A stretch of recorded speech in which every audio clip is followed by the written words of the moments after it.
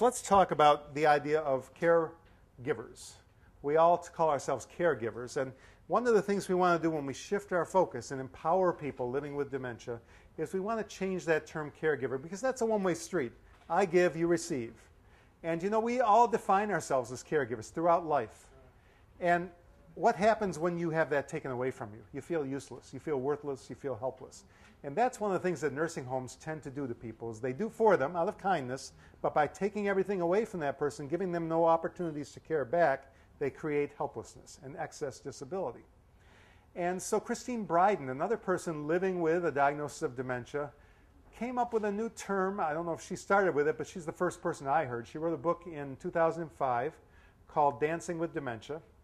And it's a wonderful book. She wrote it actually 10 years into her diagnosis. She's now been living with this for 16 years. And I met her 3 weeks ago up in Toronto when she gave a keynote.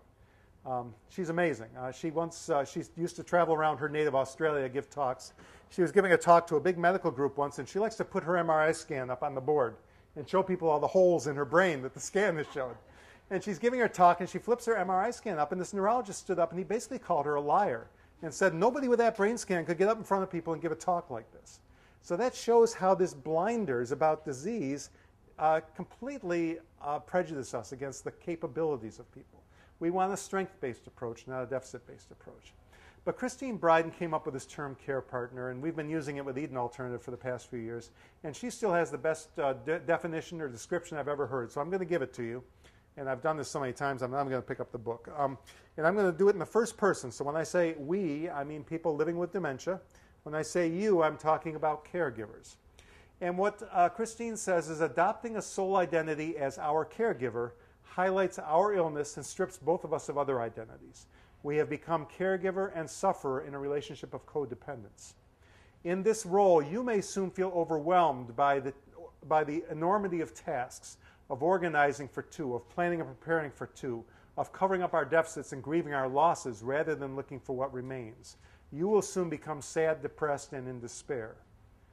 At the same time, if we adapt a sole identity as a sufferer of our illness, we learn helplessness.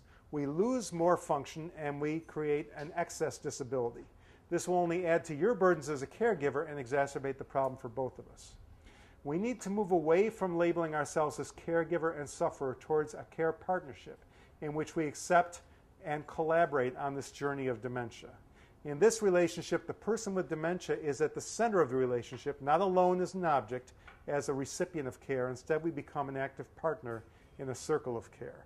And to me, that's a real mind shift. When you think about how can I partner with this loved one or this person to help them to direct what's important to them in their lives, that's really a very strong thing. And I might mention that this goes, much of what I'm saying goes way beyond dementia.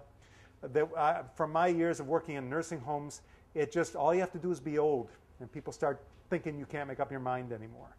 All of a sudden the family starts speaking for mom because she lives in a nursing home. Mom might be perfectly capable of saying what she wants, and we have to stop positioning people as being less capable than they are. So dementia, ageism, these things all kind of very closely fit together.